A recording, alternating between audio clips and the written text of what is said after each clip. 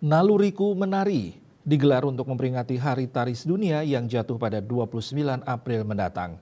Sekitar 1.200 penari, seniman, dan maestro memeriahkan kegiatan yang akan digelar secara terpusat di kawasan Dharma Negara Alaya pada 27 sampai 28 April 2024.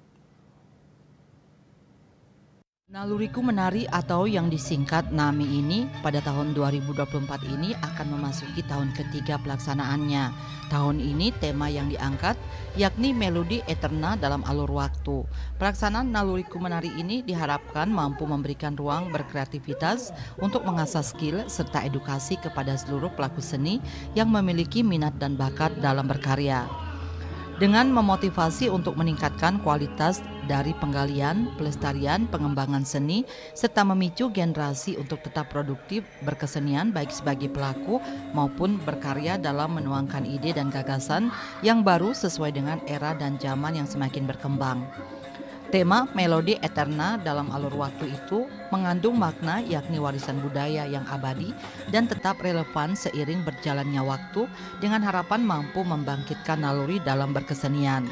Selain itu, untuk tetap dapat memberikan pesan dan rasa serta melahirkan sesuatu yang baru dan memiliki makna yang tersirat baik dalam karya atau pesan kehidupan. NAMI tahun ini akan dibagi dalam 4 divisi utama dengan 2 poin kegiatan utama, yakni divisi kompetisi, divisi maestro, divisi eksibisi pergelaran, dan divisi gelar karya. Dengan begitu nantinya kehadiran para maestro seni Kota Denpasar dapat menjadi inspirasi bagi seniman muda dalam berkarya dan berkreativitas. Secara umum konsepnya masih mirip dengan tahun lalu, namun demikian tahun ini pihaknya menghadirkan lebih banyak seniman Denpasar agar menjadi inspirasi bagi seniman muda dalam berkarya dan berkreativitas khususnya di bidang seni tari. Harapan kita sih ini tetap mengingatkan kepada kita khususnya masyarakat Bali, kami Denpasar, bahwa menari itu adalah warisan leluhur yang kita miliki. Melalui perayaan Tari Sedunia ini ya agar ini bisa mengedukasi anak-anak kita.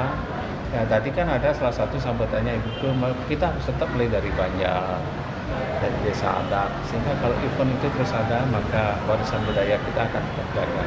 Karena orang datang ke Bali itu melihat budaya seni tradisi kita, bukan melihat teknologi. Yuk.